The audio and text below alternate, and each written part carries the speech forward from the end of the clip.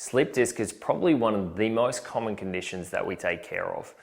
A question that I often get is during the healing phase, when it's really painful, and this can last weeks, what to do, what not to do.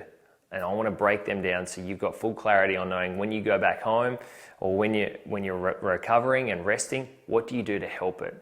Now, this is the pain where it's really sharp. It can be 10 out of 10 pain. It can be shooting down the back of the leg, all the way down to the foot, the ankle, numbness in your toes.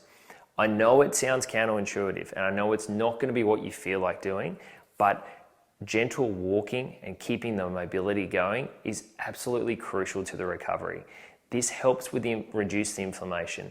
It helps the healing take place.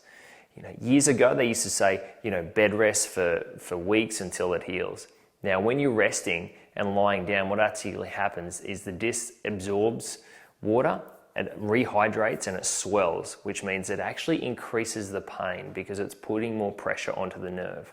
So getting up, if it's too painful, just doing little walks, 5 minutes, 10 minutes. Make sure that you're either lying down on your side or lying on your back with your knees bent and walking.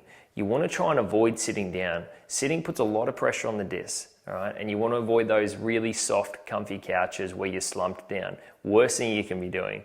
If anything, you want to be sitting on a harder stool or something with supports either side. When you're sitting down, having support coming down, but you want to make sure that when you get back up, you're not bending forward and then pushing up like that. That can put a lot of pressure on it. When you're coming down and back up, you want to get your heels directly underneath, wiggle to the front of the chair, and push yourself straight up. You'd be surprised at how much pressure that takes up.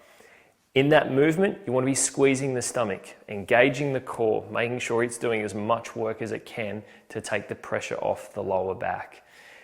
Ice is going to be your best measure when it comes to reducing the inflammation and helping with the pain. I know it's not comfortable and I know it can be really, really tight after you put ice on, but it will really help reduce the inflammation around that nerve root that's causing a lot of the inflammation and pain. Stay away from heat at this moment. Reason being is that it promotes more blood flow. It can really fire up the pain receptors and we want to dull them down. Any other questions about how to manage a slip disc at home, please feel free to contact us. It's something that both Rachel and I are very familiar with and want to make sure you've got the best advice when you're trying to recover from this.